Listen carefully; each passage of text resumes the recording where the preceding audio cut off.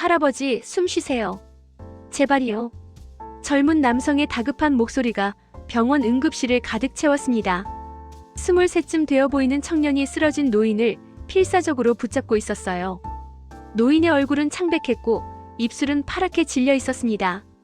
의사들이 급히 달려왔고 간호사들이 응급 카트를 밀고 왔어요. 이분 약물 중독 증세 같습니다. 빨리요. 청년의 목소리는 떨렸지만 단호했습니다. 주변 사람들은 황당한 표정으로 쳐다봤어요. 평범한 편의점 알바생이 어떻게 그걸 알았을까요? 그리고 이 노인은 대체 누구일까요? 대체 무슨 일이 벌어진 걸까요? 평범해 보였던 이 청년에게는 어떤 비밀이 숨겨져 있는 걸까요? 그리고 이 노인과는 어떤 인연이 있는 걸까요? 이 놀라운 이야기가 궁금하시다면 구독 버튼을 눌러주세요. 평범한 사람들의 숨겨진 인연을 매일 전해드립니다. 알림도 켜두시면 새로운 이야기를 가장 먼저 만나보실 수 있습니다. 사연 시작 전에 어디서 듣고 계신지 댓글로 남겨주세요. 계시는 그곳에 큰 복이 함께 하시길 기원합니다. 그럼 지금부터 시간을 돌려 이 놀라운 인연의 시작으로 돌아가 보겠습니다. 새벽 4시 편의점 형광등 불빛이 차갑게 내려앉았습니다. 박준서는 카운터에 팔꿈치를 괜 채 졸음을 참고 있었어요. 23의 나이, 대학교 2학년에 재학 중이지만 학교엔 거의 가지 못했습니다. 낮에는 공사장에서 일하고 밤에는 편의점 야간 알바를 했거든요. 준서의 휴대폰이 진동했습니다. 화면에는 고아원 원장님의 이름이 떴어요. 준서는 한숨을 삼키며 전화를 받았습니다. 네, 원장님. 준서야, 이번 달 후원금 아직 안 들어왔는데 괜찮니? 원장님의 목소리는 조심스러웠어요. 준서는 카운터 및 통장을 꺼내 잔고를 확인했습니다. 12만 원. 이번 주 급여가 들어와야 30만 원을 보낼 수 있었어요. 죄송해요, 원장님. 이번 주 금요일까지 꼭 보내드릴게요. 준서가 미안한 목소리로 대답했습니다. 전화를 끊고 나서 준서는 컵라면 하나를 꺼냈어요. 오늘 저녁이자 내일 아침 식사였습니다. 뜨거운 물을 부어 3분을 기다렸죠. 준서는 고아원에서 자랐습니다. 부모님은 준서가 3살 때 교통사고로 돌아가셨어요. 그 후로 원장님이 준서를 키워주셨죠. 준서에게는 고아원이 집이었고 원장님은 부모님이나 다름없었습니다. 대학에 합격했을 때 원장님은 눈물을 흘리며 기뻐하셨어요. 하지만 등록금은 준서가 스스로 벌어야 했습니다. 장학금과 알바로 겨우겨우 버텨왔죠. 라면을 먹으며 준서는 창밖을 바라봤습니다. 새벽 거리는 고요했어요. 가끔 택시가 지나갈 뿐이었죠. 준서는 이런 고요한 시간이 좋았습니다. 아무도 없는 편의점에서 혼자만의 시간을 가질 수 있었거든요. 하지만 외로움도 함께 찾아왔어요. 준서에게는 가족이 없었습니다. 친구들은 가족과 함께 명절을 보내고 방학이면 여행을 다녔죠. 준서는 그럴 때마다 편의점에서 일했습니다.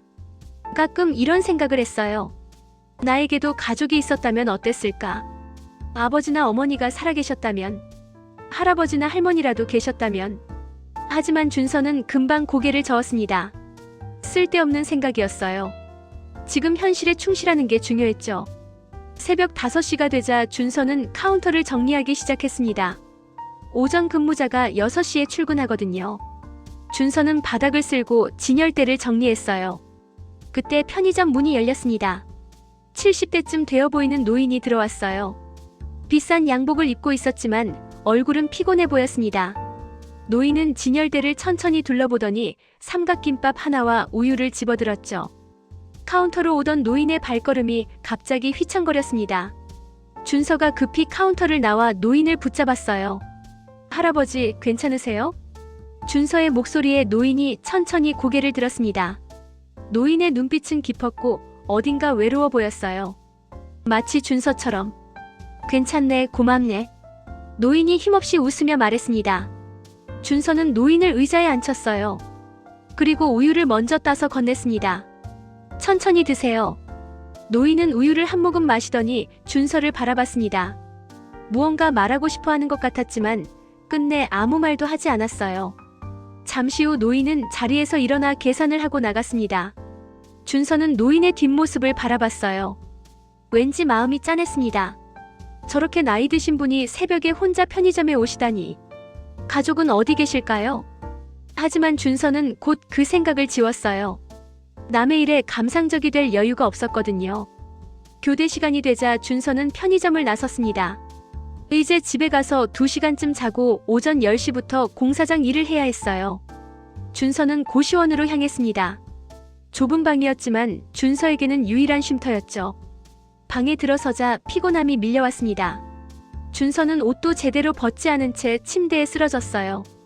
눈을 감으니 어릴 적 기억이 떠올랐습니다.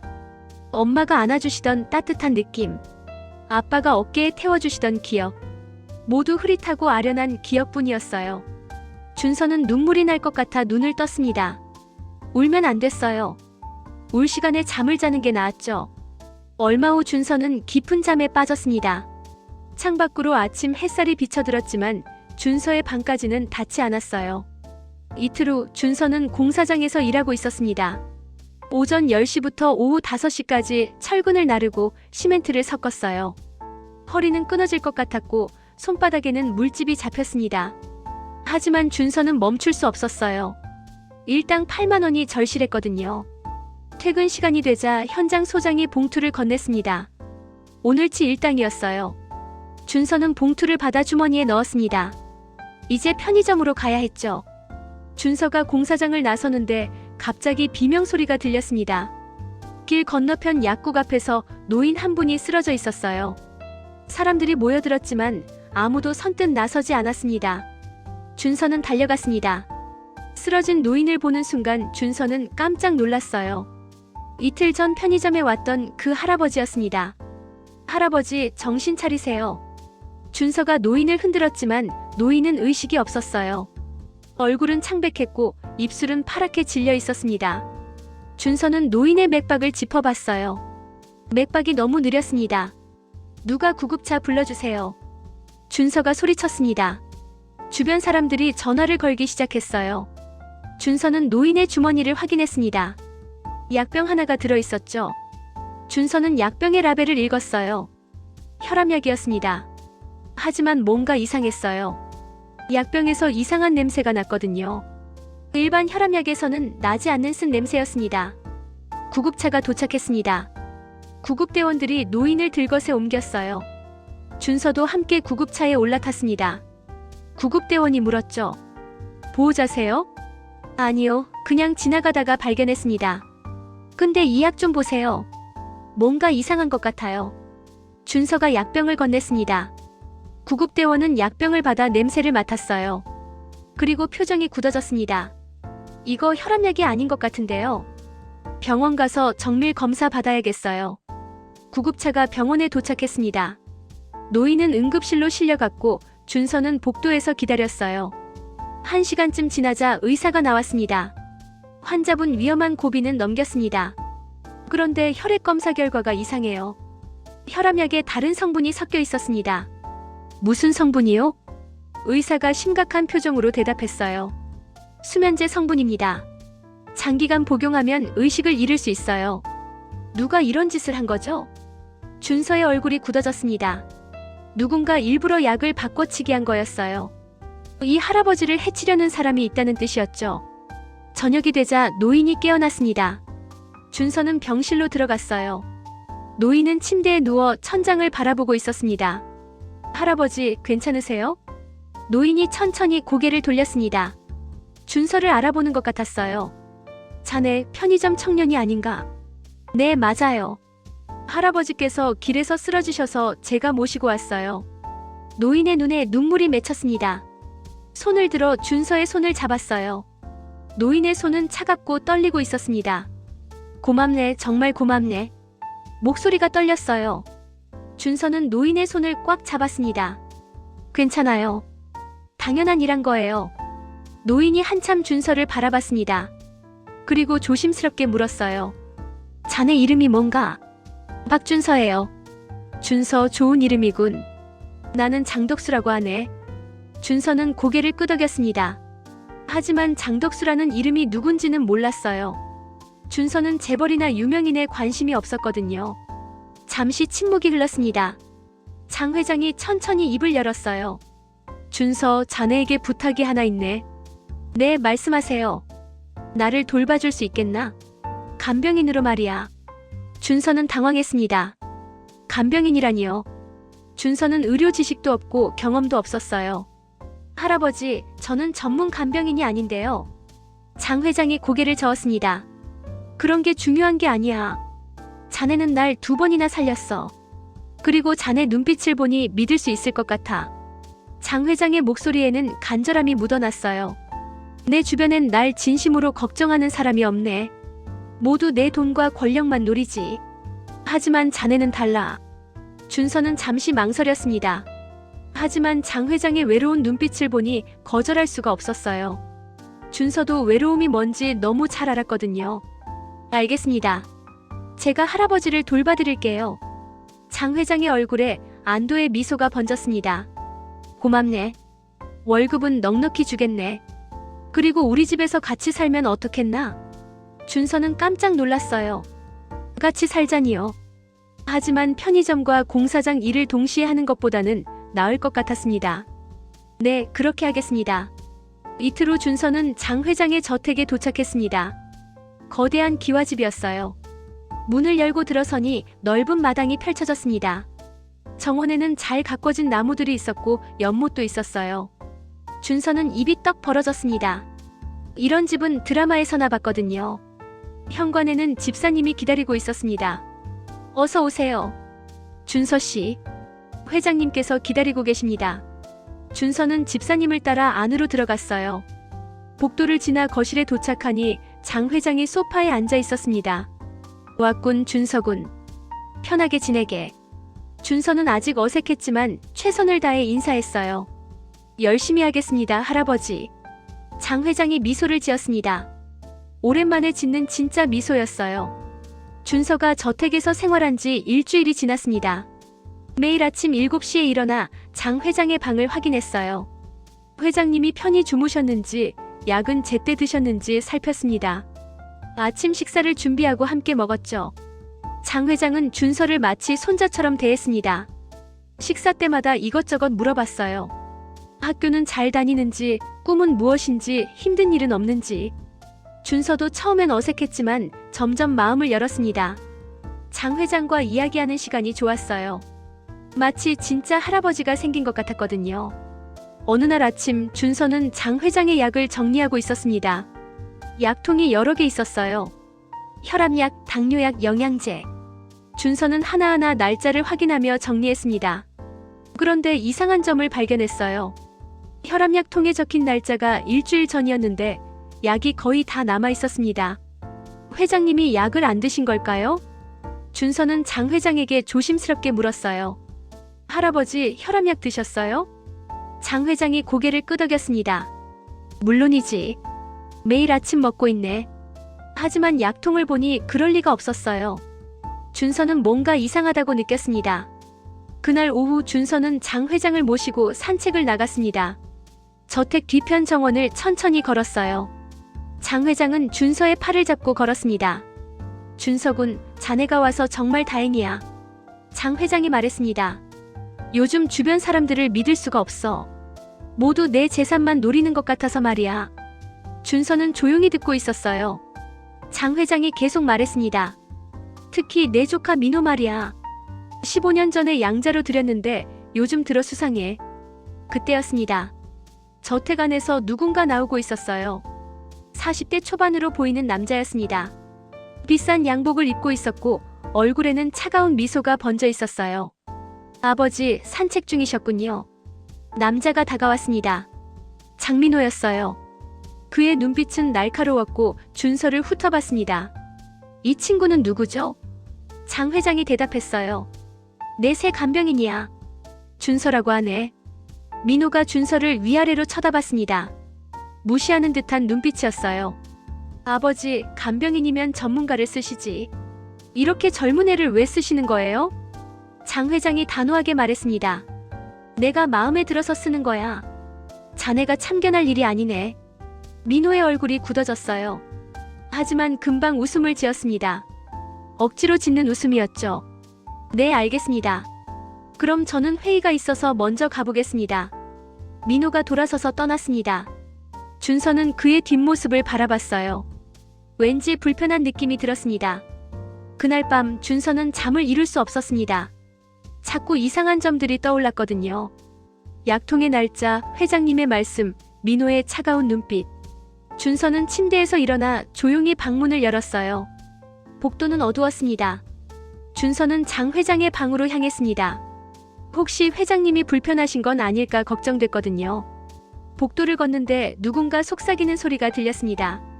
준서는 멈춰섰어요. 소리는 서재에서 나오고 있었습니다. 준서는 서재 문 옆으로 조심스럽게 다가갔어요. 문틈으로 안을 엿봤습니다. 민호가 전화 통화를 하고 있었어요. 좀 더 시간이 필요해. 노인이 생각보다 질겨. 그 간병인 놈도 방해가 되고. 민호의 목소리는 차가웠습니다. 약을 더 강하게 받고 한 달 안에 끝내야 해. 재산이 다른 데로 넘어가면 곤란하거든. 준서의 등에 식은땀이 흘렀어요. 민호가 장 회장을 해치려 하고 있었습니다. 약을 바꿔치기 하고 있었던 거예요. 준서는 조심스럽게 뒤로 물러섰습니다. 발소리를 내지 않으려고 천천히 움직였어요. 방으로 돌아와 문을 닫았습니다. 심장이 미친 듯이 뛰었어요. 어떻게 해야 할까요? 경찰에 신고해야 할까요? 하지만 증거가 없었습니다. 전화 통화 내용만으로는 부족했어요. 준서는 결심했습니다. 증거를 찾아야 해. 그리고 할아버지를 지켜야 해. 다음 날부터 준서는 더 조심스럽게 관찰하기 시작했습니다. 장 회장이 드시는 약을 하나하나 확인했어요. 색깔, 크기, 냄새까지 모두 기억했습니다. 그리고 민호의 동선도 살폈어요. 언제 오는지, 누구를 만나는지, 무슨 이야기를 하는지. 준서는 알았습니다. 이제 시간과의 싸움이라는 것을. 민호가 계획을 실행하기 전에 막아야 했어요. 하지만 준서에게는 또 다른 의문이 생겼습니다. 왜 민호는 양아버지를 죽이려 할까요? 재산 때문일까요? 아니면 다른 이유가 있을까요? 그리고 장 회장은 왜 이렇게 외로운 걸까요? 친자식은 없는 걸까요? 준서는 모르고 있었습니다. 자신이 바로 그 답이라는 것을. 사흘이 지났습니다. 준서는 매일 밤 잠을 설쳤어요. 장 회장을 지켜야 한다는 생각뿐이었습니다. 낮에는 평소처럼 회장님을 돌봤지만 밤에는 증거를 찾아다녔어요. 이날도 준서는 자정이 넘어서야 방을 나섰습니다. 복도는 고요했어요. 모두 잠든 시간이었죠. 준서는 민호의 방으로 향했습니다. 민호의 방문 앞에 섰을 때 준서의 손이 떨렸어요. 들키면 큰일이었습니다. 하지만 물러설 수 없었어요. 준서는 조심스럽게 문을 열었습니다. 다행히 민호는 출장을 간 상태였어요. 방 안은 어두웠습니다. 준서는 휴대폰 손전등을 켰습니다. 책상 위에는 서류들이 놓여 있었어요. 준서는 하나하나 확인했습니다. 회사 서류, 계약서, 그리고 이상한 영수증. 약국 영수증이었어요. 영수증을 자세히 보니 수면제가 적혀 있었습니다. 구매 날짜는 한 달 전. 왜 민호가 수면제를 샀을까요? 준서는 영수증을 휴대폰으로 찍었습니다. 서랍을 열어봤어요. 안에는 작은 비닐봉지가 있었습니다. 봉지 안에는 하얀 알약들이 들어있었어요. 준서는 알약 하나를 꺼내 냄새를 맡았습니다. 이상한 냄새였어요. 혈압약 냄새가 아니었습니다. 준서는 알약도 사진으로 찍었습니다. 그리고 조심스럽게 하나를 주머니에 넣었어요. 나중에 분석할 생각이었습니다. 그때였습니다. 복도에서 발소리가 들렸어요. 준서는 깜짝 놀라 서랍을 닫았습니다. 발소리가 점점 가까워졌어요. 준서는 급히 방을 나와 옆 화장실로 숨었습니다. 심장이 미친 듯이 뛰었어요. 화장실 문틈으로 복도를 지켜봤습니다. 민호가 걸어오고 있었어요. 출장은 내일 가는 거였나 봅니다. 민호는 자기 방 앞에서 멈춰 섰습니다. 그리고 문 손잡이를 잡았어요. 준서는 숨을 죽였습니다. 민호가 방 안이 어지러운 걸 알아챌까요? 다행히 준서는 모든 걸 원래대로 돌려놨어요. 민호가 방에 들어갔습니다. 잠시 후 불이 켜졌어요. 준서는 화장실에서 나와 조심스럽게 자기 방으로 돌아왔습니다. 방에 들어와 문을 잠그자 다리에 힘이 풀렸어요. 준서는 바닥에 주저앉았습니다. 손이 떨리고 온몸에 식은땀이 흘렀어요. 하지만 증거를 찾았습니다. 수면제 영수증과 이상한 알약. 이제 한 가지만 더 확인하면 됐어요. 장 회장이 드시는 약과 민호 방에 있던 알약이 같은지. 다음 날 아침 준서는 장 회장의 약을 준비했습니다. 평소처럼 약통에서 약을 꺼냈어요. 그리고 어제 민호 방에서 가져온 알약과 비교했습니다. 똑같았어요. 크기도 색깔도 모양도. 준서의 얼굴이 굳어졌습니다. 민호가 회장님의 약을 바꿔치기 하고 있었던 거예요. 준서는 바로 그 약을 버렸습니다. 그리고 약통을 숨겼어요. 새로운 약을 구해야 했습니다. 그날 오후 준서는 장 회장에게 말했어요. 할아버지, 약이 떨어졌어요. 제가 약국에 다녀올게요. 장 회장이 고개를 끄덕였습니다. 그래, 처방전은 서재 서랍에 있네. 준서는 서재로 가서 처방전을 찾았어요. 그리고 가까운 약국으로 향했습니다. 약사에게 처방전을 건네며 조심스럽게 물었어요. 혹시 이 약이랑 비슷하게 생긴 다른 약 있나요? 준서는 민호 방에서 찍은 사진을 보여줬습니다. 약사가 사진을 보더니 고개를 끄덕였어요. 이건 수면제예요. 혈압약이랑 모양이 비슷하게 만든 거네요. 준서의 예상이 맞았습니다. 약사가 계속 말했어요. 이걸 장기간 먹으면 정신이 혼미해지고 결국 의식을 잃을 수 있어요. 누가 이런 걸 만든 거죠? 준서는 대답하지 않았습니다. 대신 진짜 혈압약을 받아 서둘러 집으로 돌아왔어요. 저택에 도착하니 민호의 차가 주차되어 있었습니다. 준서는 긴장했어요. 오늘따라 민호가 일찍 왔습니다. 거실로 들어가니 민호가 장 회장과 이야기하고 있었어요. 아버지, 건강이 많이 안 좋으신 것 같아요. 큰 병원에서 정밀 검사 받으시는 게 어때요? 장 회장이 손을 흔들었습니다. 괜찮아. 준서가 잘 돌봐주고 있어. 민호가 준서를 쳐다봤어요. 눈빛이 차갑고 날카로웠습니다. 이 친구가 뭘 안다고요? 전문가도 아닌데. 준서는 민호의 눈을 똑바로 바라봤습니다. 물러서지 않았어요. 저는 최선을 다하고 있습니다. 두 사람의 시선이 부딪혔습니다. 보이지 않는 긴장감이 거실을 채웠어요. 장 회장도 이상한 분위기를 느꼈는지 기침을 했습니다. 그만하게들. 민호, 자네는 회사 일이나 잘 챙기게. 민호가 억지로 미소를 지었어요. 네, 알겠습니다. 그럼 저는 이만 가보겠습니다. 민호가 나가며 준서를 스쳐 지나갔습니다. 그때 민호가 낮게 속삭였어요. 넌 누군지 모르지만 방해하지 마. 후회할 거야.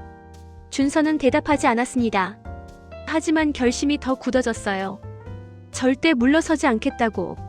그날 밤 준서는 장 회장에게 진짜 약을 드렸습니다. 회장님의 얼굴에 조금씩 생기가 돌아오기 시작했어요. 준서는 알았습니다. 이제 정면 대결만 남았다는 것을. 일주일 후 장 회장의 건강은 눈에 띄게 좋아졌습니다. 진짜 약을 드신 덕분이었어요.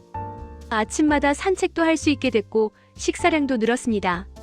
준서는 안심했어요. 이대로만 가면 회장님이 완전히 회복하실 것 같았거든요. 하지만 민호는 조급해지고 있었습니다. 계획대로 되지 않았으니까요. 준서는 민호가 더 위험한 수를 쓸 거라고 예상했습니다. 그날 저녁 준서는 장 회장과 함께 저녁을 먹고 있었어요. 회장님이 준서에게 말했습니다. 준서야, 내일 회사에서 중요한 회의가 있네. 자네도 같이 가주게. 준서는 고개를 끄덕였어요. 네, 할아버지. 식사를 마치고 준서는 회장님을 방까지 모셨습니다. 회장님이 침대에 누우시자 준서는 이불을 덮어드렸어요. 편히 주무세요, 할아버지. 장 회장이 준서의 손을 잡았습니다. 준서, 자네가 와서 정말 행복하네. 마치 손자가 생긴 것 같아. 준서의 가슴이 뭉클해졌어요. 준서도 마찬가지였거든요. 진짜 할아버지가 생긴 것 같았습니다. 저도 그래요, 할아버지. 준서는 회장님 방을 나와 자기 방으로 갔습니다. 하지만 잠이 오지 않았어요. 왠지 불안한 느낌이 들었거든요. 자정쯤 되었을 때 복도에서 소리가 들렸습니다. 준서는 벌떡 일어났어요. 누군가 장 회장 방으로 가고 있었습니다. 준서는 급히 방문을 열었습니다. 어둠 속에서 누군가의 실루엣이 보였어요. 민호였습니다. 민호가 장 회장 방문을 열고 들어가려 했어요. 손에는 주사기가 들려 있었습니다. 준서는 소리쳤습니다. 거기 서세요. 민호가 돌아봤어요. 순간 민호가 달려들었습니다. 준서는 민호를 막아섰어요. 두 사람이 복도에서 몸싸움을 벌였습니다. 비켜, 이 새끼야. 민호가 소리치며 주먹을 휘둘렀어요. 준서는 얼굴에 주먹을 맞았지만 물러서지 않았습니다. 오히려 민호의 팔을 잡아 비틀었어요. 주사기가 바닥에 떨어졌습니다. 준서는 재빨리 주사기를 주었어요. 민호가 다시 달려들었지만 준서가 더 빨랐습니다. 고아원에서 자라며 준서는 스스로를 지키는 법을 배웠어요. 싸움도 여러 번 했고요. 준서는 민호의 다리를 걸어 넘어뜨렸습니다. 민호가 바닥에 쓰러졌어요. 준서는 민호를 눌렀습니다. 그때 장 회장 방문이 열렸습니다. 회장님이 나오셨어요. 무슨 일인가? 준서가 다급하게 말했습니다. 할아버지, 아드님이 할아버지를 해치려 했어요. 이 주사기 보세요. 준서는 바닥에 떨어진 주사기를 가리켰어요. 장 회장의 얼굴이 굳어졌습니다. 민호, 이게 정말인가? 민호가 바닥에서 일어나며 소리쳤습니다. 아버지, 저의 말을 믿으시는 겁니까? 저는 그냥 아버지 상태를 확인하러 왔을 뿐이에요. 준서가 주사기를 들어올렸어요. 그럼 이건 뭡니까? 왜 한밤중에 주사기를 들고 오신 겁니까? 민호의 얼굴이 창백해졌어요. 변명할 말이 없었습니다. 장 회장이 천천히 민호에게 다가갔습니다. 민호, 자네가 정말 날 죽이려 했나? 회장님의 목소리는 떨리고 있었어요. 민호는 대답하지 않았습니다. 그저 준서를 증오의 눈빛으로 쳐다볼 뿐이었어요. 장 회장이 집사를 불렀습니다. 경찰을 불러주게. 잠시 후 경찰이 도착했어요. 준서는 지금까지 모은 증거들을 내놨습니다. 수면제 영수증 사진, 바꿔치기한 알약, 그리고 주사기. 경찰이 주사기를 검사했습니다. 안에는 독극물이 들어있었어요. 즉사할 수 있는 양이었습니다. 민호는 수갑이 채워졌어요. 끌려가며 민호가 장 회장을 향해 소리쳤습니다. 아버지, 당신이 먼저 잘못한 거예요. 내 아버지를 버리고 나만 양자로 들인 주제에 재산도 다 독차지하려 하고. 장 회장은 아무 말도 하지 않았습니다. 그저 슬픈 표정으로 민호를 바라볼 뿐이었어요. 민호가 경찰차에 실려갔습니다. 저택이 다시 고요해졌어요. 장 회장이 준서에게 다가왔습니다. 준서, 고맙네. 자네가 아니었으면 난 죽었을 거야. 준서는 고개를 숙였어요. 당연한 일했을 뿐이에요. 장 회장이 준서의 어깨를 잡았습니다. 준서 군에게 한 가지 말해줄 게 있네. 회장님의 목소리가 떨렸어요. 사실 나에게는 손자가 있었네. 23년 전 며느리와 함께 교통사고로 잃었다고 알고 있었지. 하지만 최근에 알게 됐네. 손자가 살아있을지도 모른다는 걸. 준서의 심장이 두근거렸습니다. 그래서 사립탐정을 고용했네. 그리고 이번 주에 결과가 나왔어. 장 회장이 주머니에서 봉투를 꺼냈어요. 준서 군은 혹시 부모님에 대해 기억나는 게 있나? 준서는 고개를 저었습니다. 아니요, 3살 때 교통사고로 돌아가셨다고만 들었어요. 장 회장의 손이 떨렸습니다. 준서, 우리 DNA 검사를 해보지 않겠나? 준서는 회장님을 바라봤어요. 그 눈빛에서 간절함을 읽었습니다. 네, 할아버지. 일주일이 지났습니다. 준서는 병원에서 DNA 검사를 받았어요. 장 회장도 함께 검사를 받았습니다. 결과가 나오기까지는 일주일이 걸린다고 했죠. 그 일주일 동안 준서는 이상한 기분이었습니다. 혹시 정말 할아버지의 손자일까? 그럴 리 없다고 생각했지만 마음 한편으로는 기대하고 있었어요. 장 회장도 마찬가지였습니다. 매일 아침 준서를 볼 때마다 눈빛이 달랐어요. 마치 손자를 보는 것처럼 따뜻했습니다. 일주일 후 결과가 나왔습니다. 병원에서 전화가 왔어요. 준서와 장 회장은 함께 병원으로 갔습니다. 차 안은 조용했어요. 두 사람 모두 긴장하고 있었거든요. 준서는 창밖을 바라봤습니다. 장 회장은 준서의 손을 꽉 잡고 있었어요. 병원에 도착했습니다. 진료실로 들어가니 의사가 기다리고 있었어요. 책상 위에는 봉투가 놓여 있었습니다. 앉으세요. 의사가 말했습니다. 두 사람은 나란히 앉았어요. 의사가 봉투를 열었습니다. 검사 결과가 나왔습니다. 의사가 서류를 보며 천천히 말했어요. DNA 일치율이 99.9%입니다. 준서의 머릿속이 하얘졌습니다. 의사가 계속 말했죠. 이건 직계 혈연 관계를 의미합니다. 장덕수 회장님과 박준서 씨는 할아버지와 손자가 맞습니다. 장 회장의 손이 떨렸어요. 준서를 바라보는 회장님의 눈에서 눈물이 흘러내렸습니다. 준서, 준서야. 회장님의 목소리가 떨렸어요.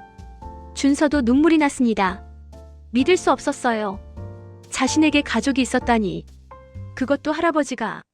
준서는 장 회장의 손을 꽉 잡았습니다. 할아버지. 두 사람은 서로를 껴안았어요. 진료실에서 둘이 한참을 울었습니다. 의사도 눈가를 훔쳤어요.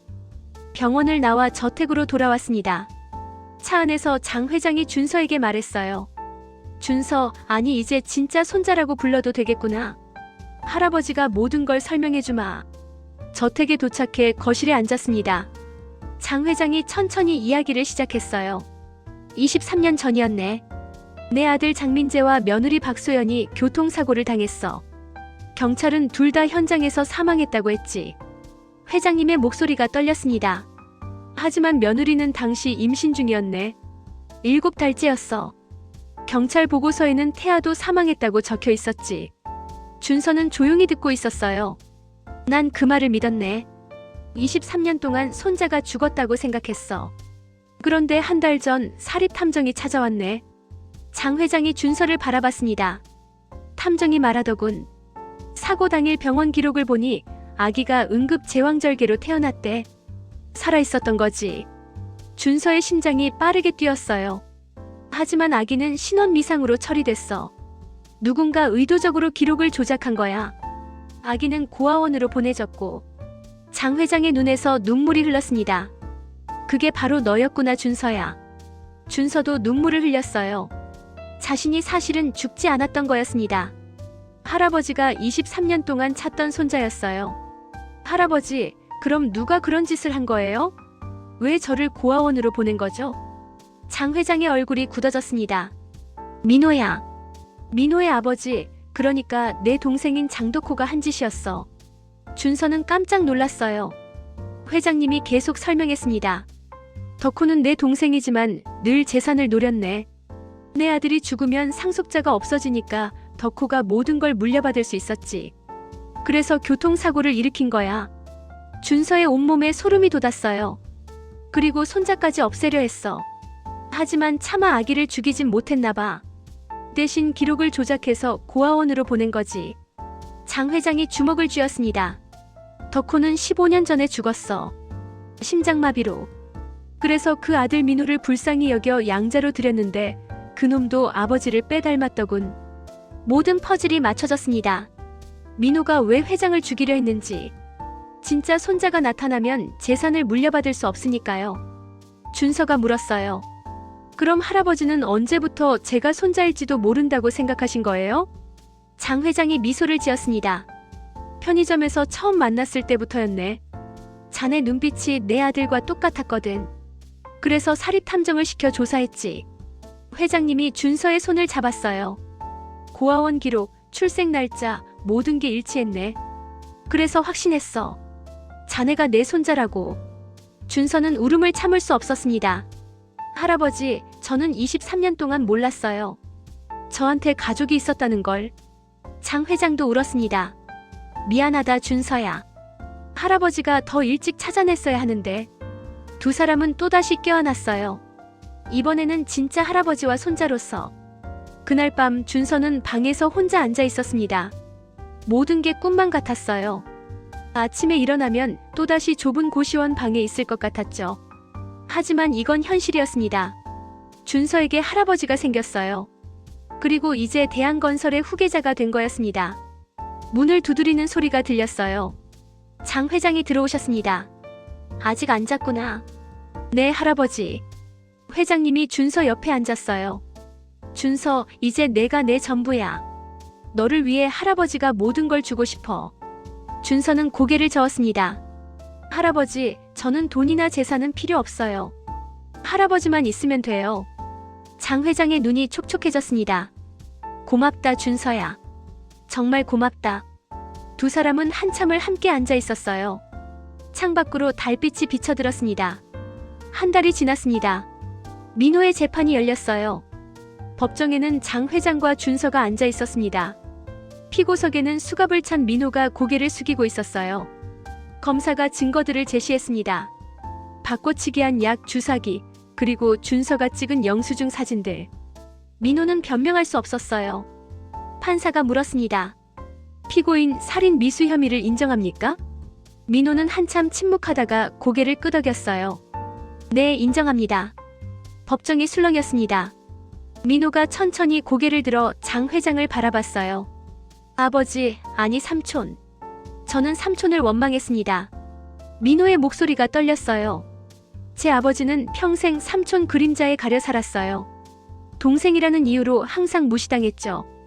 회사도 삼촌이 다 차지하고 아버지는 쥐꼬리만한 돈만 받았어요. 장 회장은 아무 말도 하지 않았습니다. 그저 민호를 바라볼 뿐이었어요. 민호가 계속 말했습니다. 아버지는 그게 억울했던 겁니다. 그래서 형님의 차에 브레이크를 망가뜨렸어요. 사고가 나게 만든 거죠. 법정이 또다시 술렁였어요. 준서는 주먹을 꽉 쥐었습니다. 할아버지의 손도 떨리고 있었어요. 하지만요. 민호가 눈물을 흘리며 말했습니다. 아버지는 그 일로 평생 괴로워하셨어요. 매일 밤 악몽을 꾸셨고 술로 세월을 보내셨죠. 결국 45세 심장마비로 돌아가셨습니다. 민호가 준서를 바라봤어요. 준서 씨, 미안합니다. 당신은 아무 죄도 없는데 제가 당신까지 원망했어요. 당신이 나타나면 제가 가질 게 없어지니까. 준서는 민호를 바라봤습니다. 미워해야 하는데 미움이 생기지 않았어요. 민호도 피해자였습니다. 아버지의 죄를 짊어지고 산 사람이었죠. 재판이 끝나고 법정을 나왔습니다. 복도에서 장 회장이 멈춰 섰어요. 준서야, 잠깐만. 회장님이 다시 법정 안으로 들어갔습니다. 준서도 따라 들어갔어요.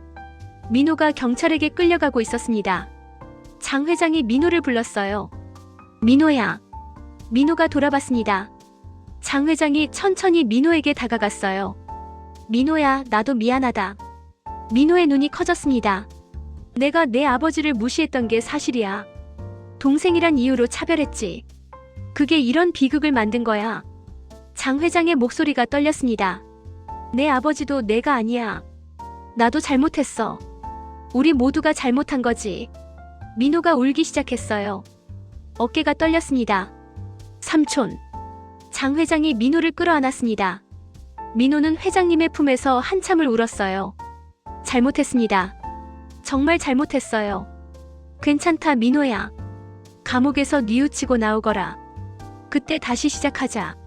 민호가 고개를 끄덕였습니다. 경찰이 민호를 데려갔어요. 민호는 끌려가며 계속 뒤를 돌아봤습니다. 준서는 그 모습을 지켜봤어요. 가슴이 아팠습니다. 미움과 원망이 얼마나 많은 사람을 망치는지 깨달았죠. 밖으로 나오니 햇살이 눈부셨습니다. 장 회장이 준서의 어깨에 손을 올렸어요. 준서야, 할아버지가 한 가지 깨달은 게 있어. 무엇이요, 할아버지? 미움은 미움을 낳는다는 거야. 내 동생이 내 아들을 죽였지만 그건 내가 먼저 차별한 탓도 있어. 준서는 고개를 끄덕였습니다. 장 회장이 계속 말했어요. 우리는 용서해야 해. 그래야 이 악순환이 끝나는 거야. 준서가 말했습니다. 저도 용서할게요, 할아버지. 민호 삼촌도 피해자예요. 저처럼 가족의 사랑을 받지 못한 사람이죠.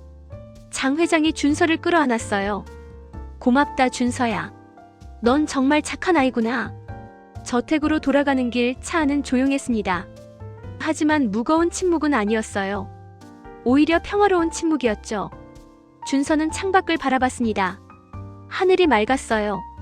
구름 한 점 없이 파란 하늘이었습니다. 준서는 생각했어요.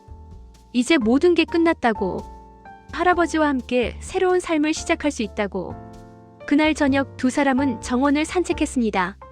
장 회장이 말했어요. 준서, 이제 회사 일도 배워야 하지 않겠나? 준서는 고개를 저었습니다. 할아버지, 저는 회사보다 다른 일을 하고 싶어요. 무슨 일? 고아원 아이들을 돕는 재단을 만들고 싶어요. 저처럼 가족 없는 아이들에게 희망을 주고 싶어요. 장 회장이 미소를 지었습니다. 좋은 생각이구나. 할아버지가 돕겠다. 감사합니다, 할아버지. 두 사람은 연못가에 앉았어요. 물고기들이 유유히 헤엄치고 있었습니다. 해가 지고 있었죠. 준서야. 네, 할아버지. 넌 내게 온 기적이야. 할아버지가 얼마나 행복한지 모를 거다. 저도요, 할아버지. 저한테도 할아버지는 기적이에요. 석양이 두 사람을 따뜻하게 비췄습니다. 6개월이 지났습니다. 서울 강남에 새로운 건물이 들어섰어요. 5층짜리 현대식 건물이었습니다. 건물 앞에는 큰 현판이 걸려 있었어요. 희망나눔재단. 준서가 만든 고아원 아이들을 위한 재단이었습니다. 장 회장이 전폭적으로 지원했죠. 1층에는 공부방이 있었고 2층에는 상담실, 3층에는 도서관이 있었어요. 개소식 날 많은 사람들이 찾아왔습니다. 고아원 원장님들, 아이들, 그리고 언론도 왔어요. 준서가 연단에 섰습니다. 옆에는 장 회장이 앉아 계셨어요. 안녕하세요. 희망나눔재단 이사장 장준서입니다. 준서는 이제 장씨 성을 쓰고 있었어요. 정식으로 호적에도 올랐습니다. 저는 고아원에서 자랐습니다. 부모님 얼굴도 모르고 자랐죠. 외롭고 힘들 때가 많았어요. 준서의 목소리가 울렸습니다. 하지만 포기하지 않았습니다. 그리고 기적처럼 할아버지를 만났어요. 준서가 장 회장을 바라봤어요. 회장님이 미소 지으며 고개를 끄덕였습니다. 이제 저는 같은 처지의 아이들을 돕고 싶습니다. 이 재단을 통해 아이들에게 희망을 주고 싶어요. 박수가 터져 나왔습니다. 준서는 연단에서 내려와 아이들에게 다가갔어요. 아이들이 준서를 둘러쌌습니다. 형, 저도 형처럼 될 수 있을까요? 한 아이가 물었어요. 준서는 아이의 머리를 쓰다듬었습니다. 물론이지. 넌 할 수 있어. 포기하지만 않으면 돼. 아이의 눈이 반짝였어요. 개소식이 끝나고 준서와 장 회장은 저택으로 돌아왔습니다. 저녁을 함께 먹으며 회장님이 말했어요. 준서, 오늘 정말 자랑스러웠어. 저야말로요, 할아버지. 할아버지 덕분에 꿈을 이룰 수 있었어요. 장 회장이 웃었습니다. 아니야, 이건 다 내 노력이야. 식사 후 두 사람은 거실에 앉았어요.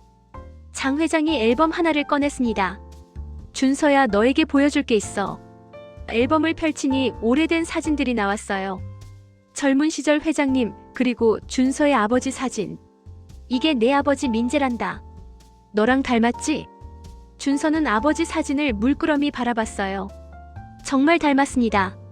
눈매와 입모양이 똑같았어요. 다음 페이지에는 임신한 여성 사진이 있었습니다. 이분이 내 어머니 소연이야. 정말 착한 며느리였지.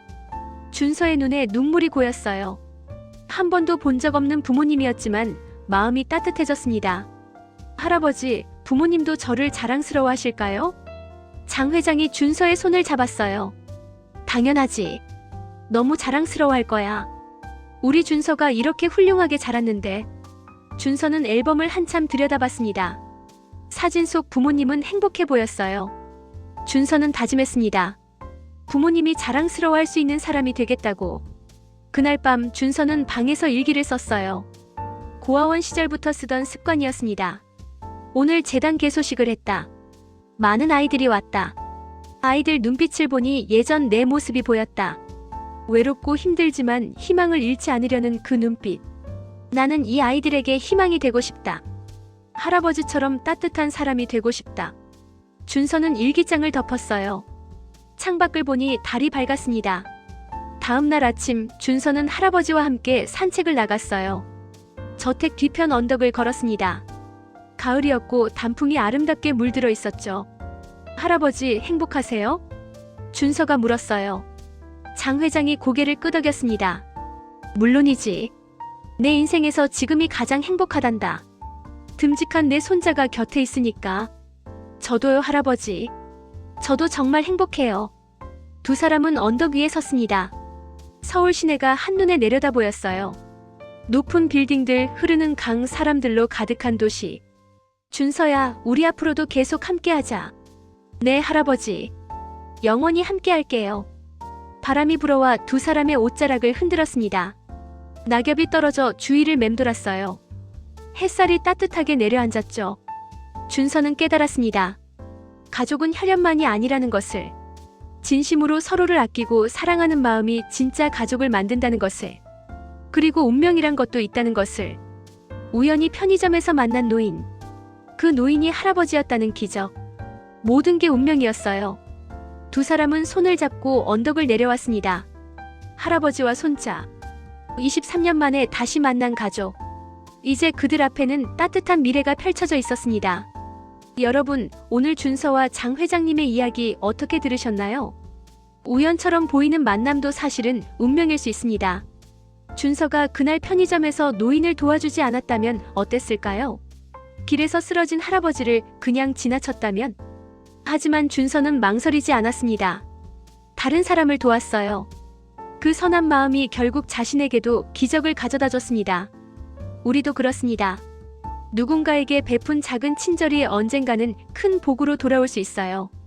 그러니 오늘 하루도 주변 사람들에게 따뜻하게 대해주세요. 그리고 용서도 중요합니다. 장 회장님이 민호를 용서한 것처럼요. 미움은 미움을 낳지만 용서는 평화를 가져옵니다. 오늘 이야기가 마음에 드셨다면 구독과 좋아요 부탁드려요. 여러분의 응원이 더 좋은 이야기를 만드는 힘이 됩니다. 댓글로 여러분의 생각도 나눠주세요. 여러분에게도 이런 기적 같은 만남이 있었나요? 긴 시간 함께 해주셔서 감사합니다. 다음에 또 좋은 이야기로 찾아뵙겠습니다.